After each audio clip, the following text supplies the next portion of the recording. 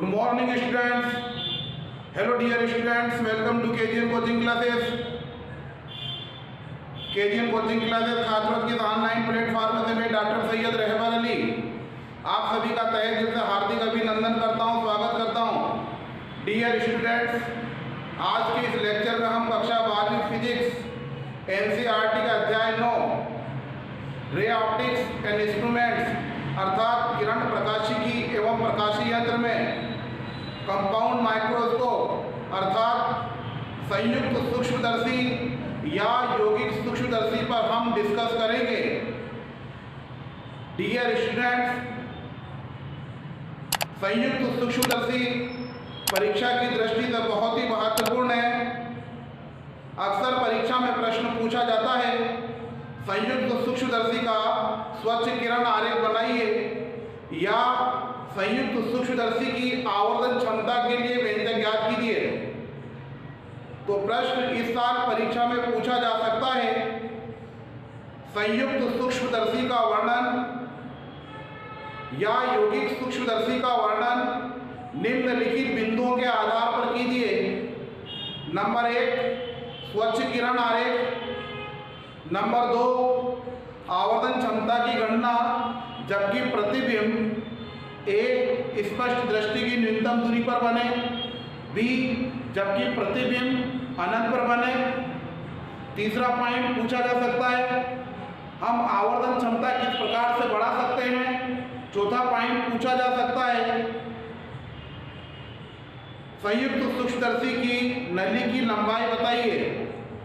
तो आइए हम सबसे पहले संयुक्त सूक्ष्मदर्शी या यौगिक सूक्ष्मदर्शी का स्वच्छ किरण आरेख अर्थात उसका डायग्राम बनाते हैं।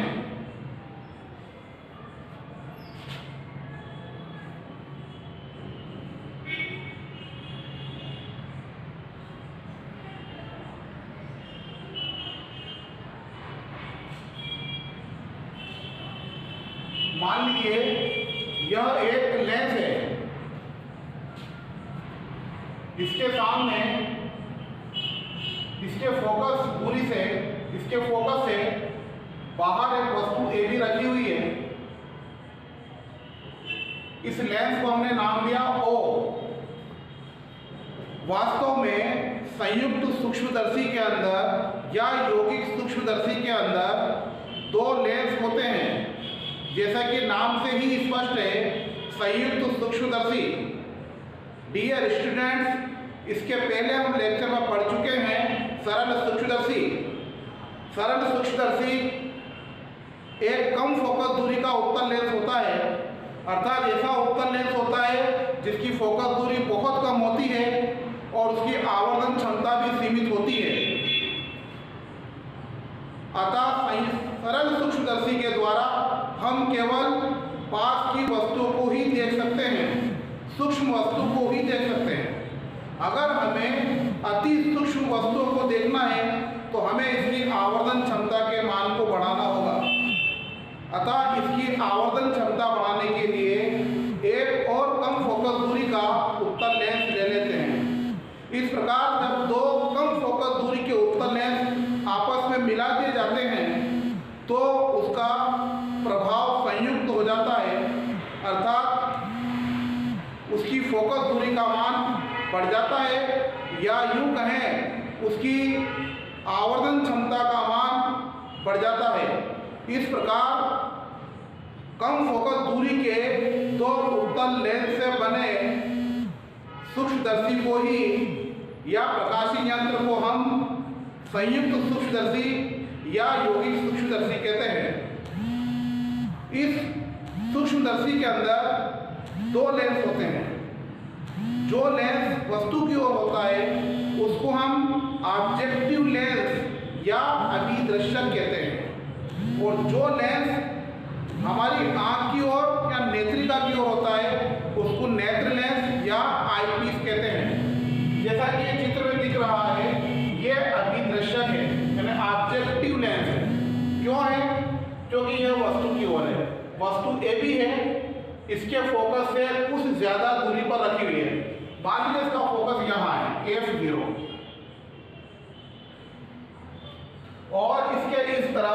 दाहिनी तरफ नेत्रिका होती है, दूसरा लेंस होता है।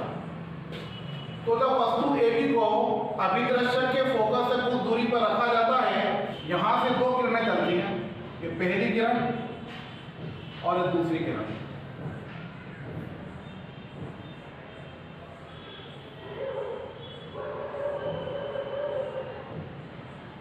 इन दोनों किरणों को मिलाया।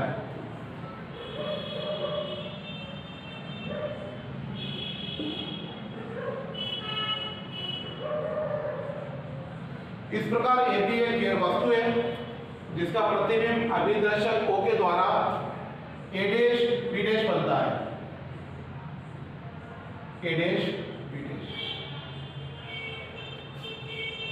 ये जो प्रतिबिंब बनता है A डैश B डैश, इस वस्तु के सापेक्ष उल्टा बनता है, आवर्धित यानी बड़ा बनता है और वास्तविक बनता है, क्योंकि वास्तविक प्रकाश किरणों के मिलान से बनता है। ये प्रतिबिंब A डैश B डैश, आगे एक और लेंस होता है जिसको हम नेत्रिका लेंस कहते हैं, इसके लिए वस्तु का काम करता है और यहाँ से दो किरणें चलती हैं, ये पहली किरण और दूसरी यहाँ से। इसको हम आगे मिलाएंगे,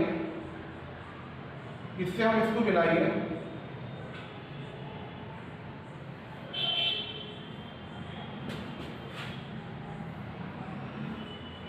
इसको नाम दिया हमने FE और FE।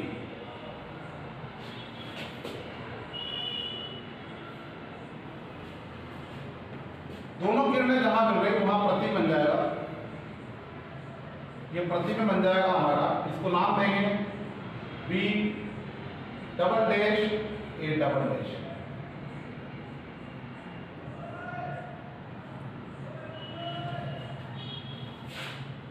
और यहां बन जाएगी नेत्रिका।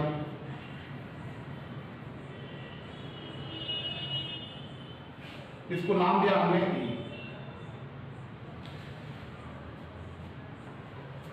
एक बार फिर से देखिए इसको,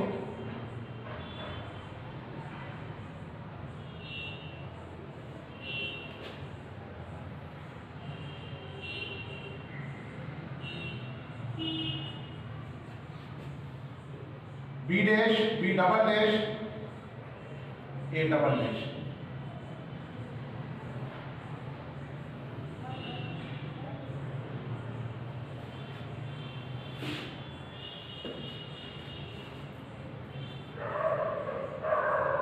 संयुक्त सूक्ष्मदर्शी में दो लेंस होते हैं। जो लेंस वस्तु की ओर होता है अभिदर्शक कहलाता है, तो ये अभिदर्शक या ऑब्जेक्टिव लेंस। जो लेंस हमारी आंख की ओर होता है उसको हम आई लेंस या नेत्रिका कहते हैं। ई आई लेंस या नेत्रिका है। इस प्रकार से हम देखते हैं कि संयुक्त सूक्ष्मदर्शी में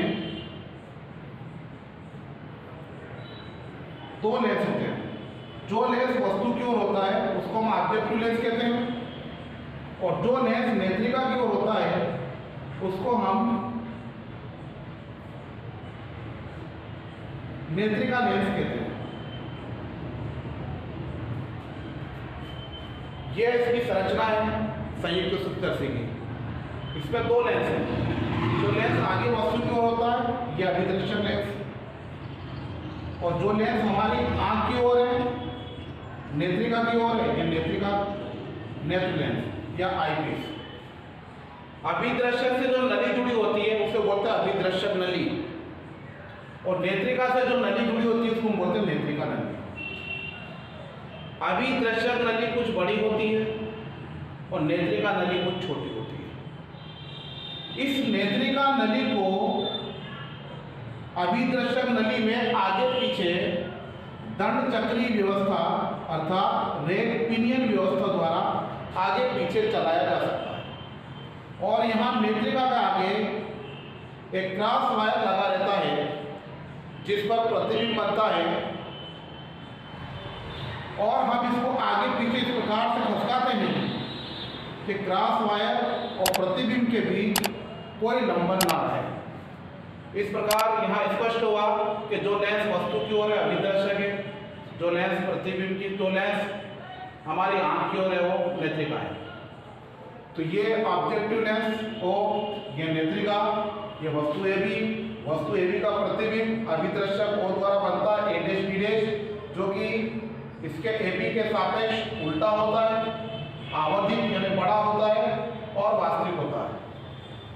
यह प्रतिबिंब ए डैश बी डैश नेत्रिका ही के लिए वस्तु का काम करता है और इसका अंतिम प्रतिबिंब स्पष्ट दृष्टि की न्यूनतम दूरी पर A double dash B double dash बनता है। इस प्रकार हम कह सकते हैं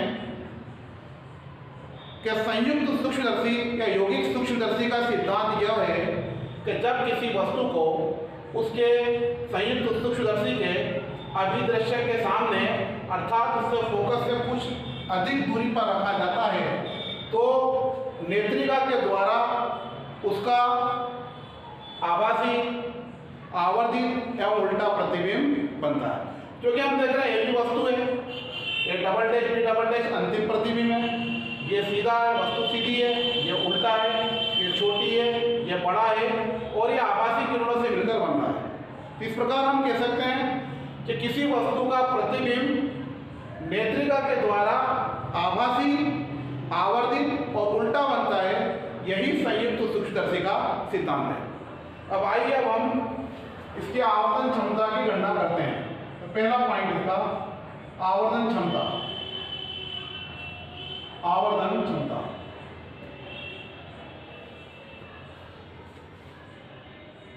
अंतिम प्रतिबिंब द्वारा निर्मित दर्शन कोण और स्पष्ट दृष्टि की न्यूनतम दूरी पर स्थित वस्तु द्वारा बने कोण के अनुपात को संयुक्त सूक्ष्मदर्शी की आवर्धन क्षमता कहते हैं और इसे हम m से प्रदर्शित करते हैं।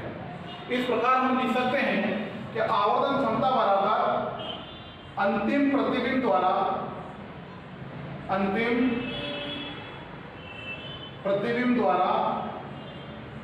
निर्मित दर्शन कोण बटे वस्तु द्वारा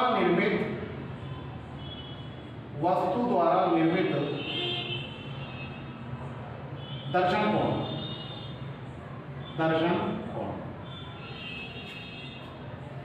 आवर्धन क्षमता बराबर अंतिम प्रतिबिंब द्वारा निर्मित दर्शन कोण और स्पष्ट दृष्टि की न्यूनतम दूरी पर रखी वस्तु द्वारा बने कोण के अनुपात को संयुक्त सूक्ष्मदर्शी की आवर्धन क्षमता कहते हैं, m से प्रदर्शित करते हैं। तो मान लीजिए अंतिम प्रतिबिंब द्वारा बना कोण बीटा और वस्तु के द्वारा बना कोण अल्फा है और सहूलियत के लिए हम मान लेते हैं कि माना कि वस्तु नेत्रिका से स्पष्ट दृष्टि की न्यूनतम दूरी d दूरी पर रखी है, जिसको मैं अलग से डायग्राम द्वारा प्रदर्शित कर रहा हूं। मान लीजिए एक वस्तु है ये और नेत्रिका ई से इसकी दूरी मान लीजिए d है और यहां हमारी आंख है नेत्रिका, वस्तु ए भी है और बना कोण अल्फा है। तब हम लिख सकते हैं आवर्धन क्षमता m बराबर बीटा बटे अल्फा। इसको नाम दिया हमने, यदि अल्फा और बीटा के मान कम हो, यदि अल्फा एवं बीटा के मान अत्यंत कम हो, यदि अल्फा और बीटा के मान अत्यंत कम हो तो हम लिख सकते हैं tan अल्फा बराबर अल्फा और tan बीटा बराबर बीटा। इसलिए समीकरण 1 में tan अल्फा और tan बीटा के मान रखने पर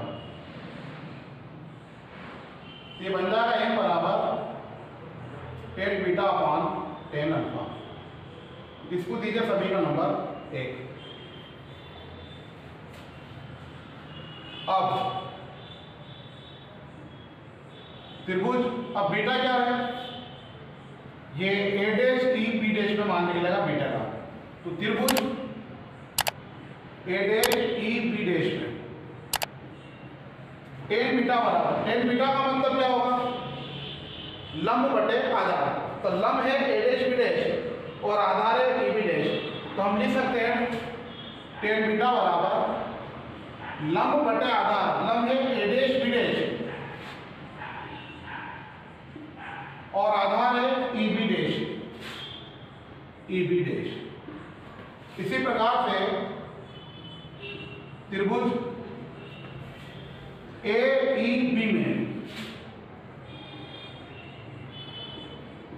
हम निकालेंगे tan अल्फा बराबर लंब बटे आधार, लंब कितना ए बी, आधार है ई बी, इसको हम लिख सकते हैं A B upon E B. और समीकरण 1 में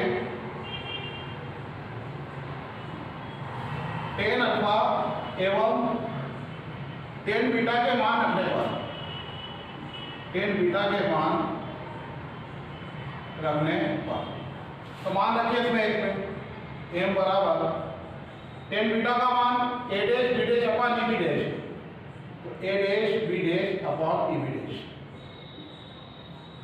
tan अल्फा का मान a b upon e b, तो a b upon e b। a dash b dash upon e b dash उलट पुलट करेंगे हम, ये बन जाएगा e b upon a b। इसको हम लिखेंगे a dash b dash upon a b into e b upon e b dash, और इसको नाम देंगे हम 2। अब हम देख रहे हैं a डैश b डैश और a b क्या है। a डैश b डैश त्रिभुज a डैश और b डैश में यह लंब है, और a b त्रिभुज a और b में लंब ए बी है, तो लिखेंगे अब त्रिभुज ए डैश और बी डैश एवं त्रिभुज ए और बी में, इसमें हम देख रहे हैं कि ए डैश और बी डैश और ए और बी दोनों समरूप त्रिभुज हैं, तो हम लिखेंगे चूंकि त्रिभुज A dash O B dash समरूप है त्रिभुज ए ओ बी, इसलिए हम जानते हैं कि जब दो त्रिभुज समरूप होते हैं तो उनकी भुजाएं आनुपातिक होती हैं। तो हम इस डायग्राम को अलग से बता देते हैं।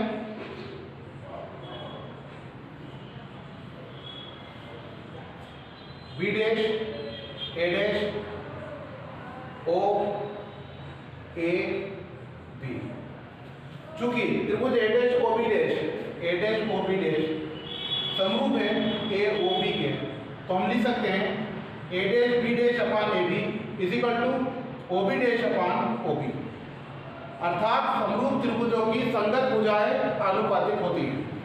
तो ये बन जाएगा A dash B dash upon A B is equal to O B dash upon O B, O B dash upon O B 3 लिखेंगे। अतः समीकरण 2 एवं 3 से मान रखेंगे इसमें m बराबर A dash B dash upon A B, इसकी जगह आ जाएगा O B dash upon O B, O B dash upon O B into E B upon E B dash, E B upon E B dash. लेकिन हम जानते हैं चिन्ह परिपाटी के द्वारा, क्योंकि जब हमने मान रखा यहां से तो ये बन गया O B dash upon O B E B upon E B dash. अब ओ बी क्या है, ओ बी वस्तु की दूरी है ए डैश बी डैश की अभिदृश्य है, तो बन जाएगा ये दूरी यहां से यहां तक बन जाएगी यू ओ, और इसका प्रतिबिंब बना था ए डैश बी डैश, तो ये दूरी बन जाएगी बी ओ।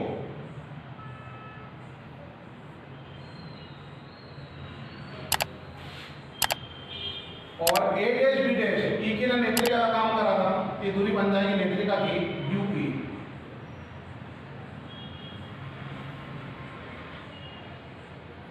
और यहाँ से यहाँ तक की दूरी स्पष्ट दृष्टि की न्यूनतम दूरी d। तो हम यहाँ लिख सकते हैं, लेकिन चिन्ह परिपाटी से, चिन्ह परिपाटी से हम जानते हैं OB बराबर,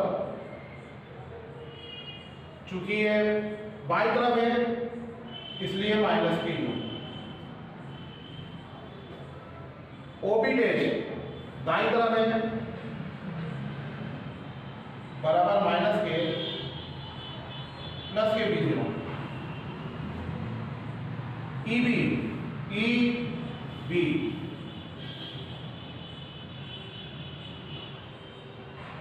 स्पष्ट दृष्टि की न्यूनतम दूरी d है और ये भी लेफ्ट में है इसलिए माइनस के d।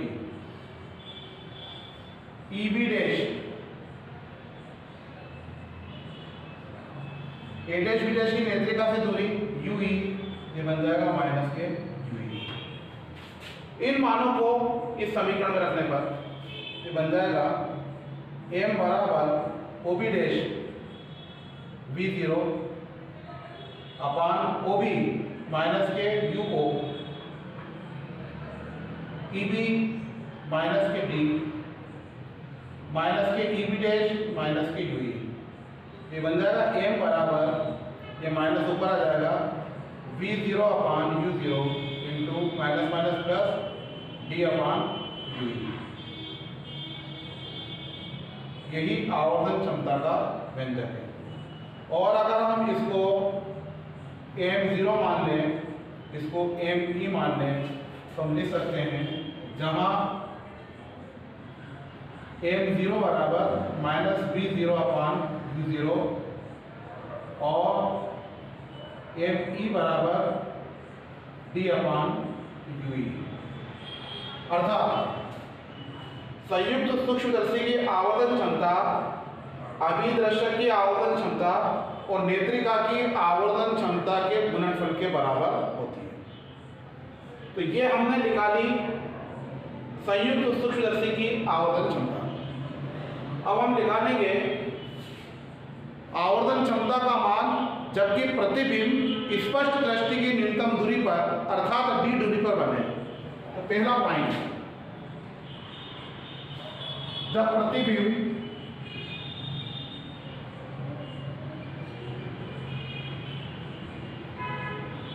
स्पष्ट दृष्टि की न्यूनतम दूरी पर बने। हम जानते हैं कि इस स्थिति में नेत्रिका के लिए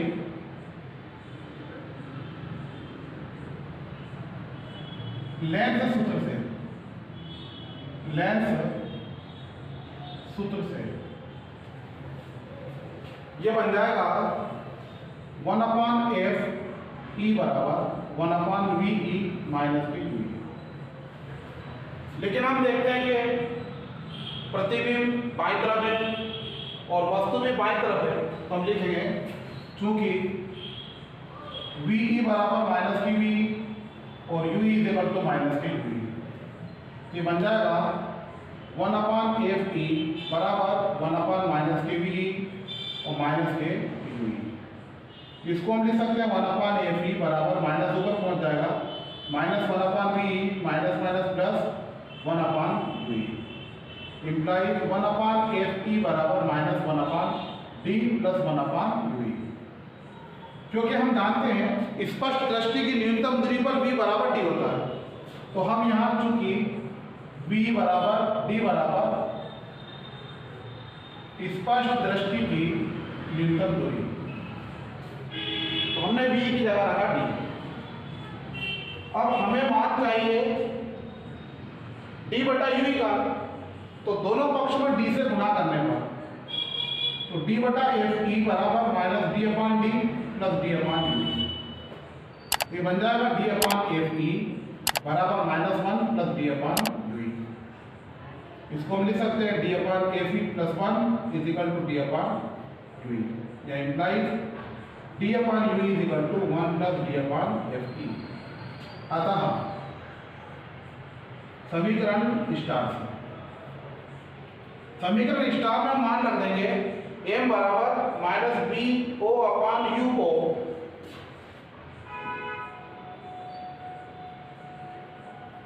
into D upon U, E D upon U E मान 1 plus D upon F, 1 plus D upon F.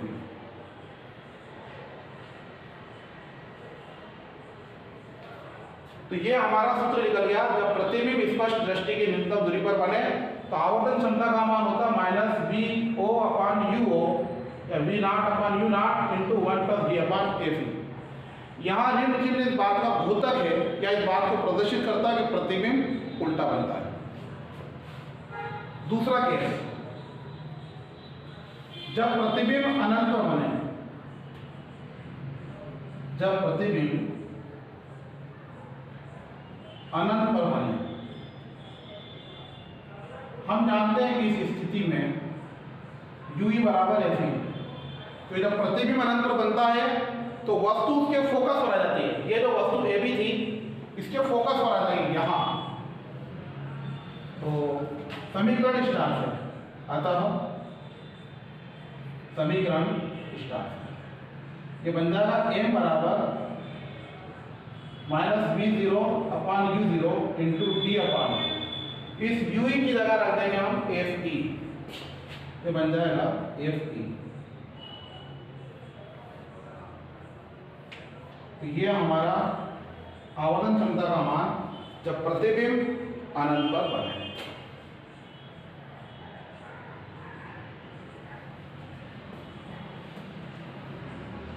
अगला पॉइंट,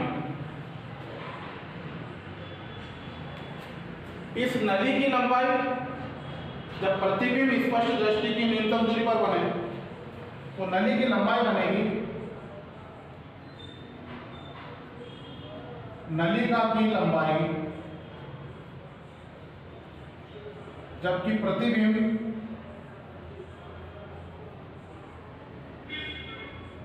स्पष्ट दृष्टि की न्यूनतम दूरी पर बने। ये बन जाएगी n बराबर, ये यहां से यहां तक की दूरी है v0 और ये दूरी है ui, तो हम लिख सकते हैं v0 प्लस ui। दूसरा पॉइंट, नलिका की लंबाई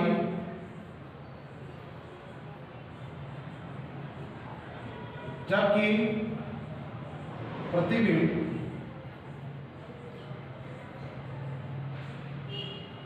स्पष्ट दृष्टि की जबकि प्रतिबिंब अनंत पर बने, अनंत पर बने। जब प्रतिबिंब अनंत पर बनेगा उस स्थिति में नलिका की लंबाई, ये जो यूई था ये वस्तु की दूरी यूई यानी वस्तु ए डैश बी डैश इसके फोकस पर आ जाएगी, तो हम लिख सकते हैं यूई की जगह एफ ई। तो नलिका की लंबाई निकल जाएगी एल बराबर V O plus F E. इस प्रकार जब प्रतिबिंब स्पष्ट दृष्टि की न्यूनतम दूरी पर बनता है तो नलिका की या नली की लंबाई एल बराबर v0 प्लस ui, और जब प्रतिबिंब अनंत बनता है तो लंबाई एल बराबर v0 या vo प्लस ft। अब लास्ट पॉइंट, हम आवर्तन क्षमता का मान किस प्रकार से बढ़ा सकते हैं। तो इस चित्र से स्पष्ट है कि m बराबर, इस सूत्र से स्पष्ट है m बराबर माइनस v0 अपान u0 इंटू डी अपान ui। आवर्तन क्षमता बढ़ाने के लिए नंबर 1, u0 का मान कम होना चाहिए, अर्थात u0 का मान कम होना चाहिए और u0 हम जानते हैं वस्तु ए बी की अभिदर्शक से दूरी है, तो uo का मान कम होना चाहिए। लेकिन हम देखते हैं कि वस्तु इस अभिदर्शक के फोकस से कुछ दूरी पर रखी होती है, अतः u0 का मान या uo का मान कम होने के लिए अभिदर्शक की फोकस दूरी कम होना चाहिए। क्योंकि अभिदर्शक की फोकस दूरी कम होगी तो आवर्तन क्षमता का मान बढ़ जाएगा। दूसरा है ui। अब ui ये दे रखा है, हम जानते हैं आवर्तन क्षमता बढ़ाने के लिए ui का मान कम होना चाहिए। ui का मान कम होने का मतलब ये है कि नेत्रिका E की फोकस दूरी का मान कम होना चाहिए, या नेत्रिका ए की फोकस दूरी कम होना चाहिए। और आवर्तन क्षमता अधिक होने के लिए V0 का मान अधिक होना चाहिए। और हम जानते हैं कि V0 क्या है, यह प्रतिबिंबता A डैश B डैश अभिदर्शक है, अर्थात नेत्रिका और अभिदर्शक के बीच की दूरी अधिक होना चाहिए, अर्थात नलिका की लंबाई अधिक होना चाहिए। तो आई होप आप सभी के समझ में आ गया होगा। तो please have a note of it, जल्दी से नोट कर लीजिए।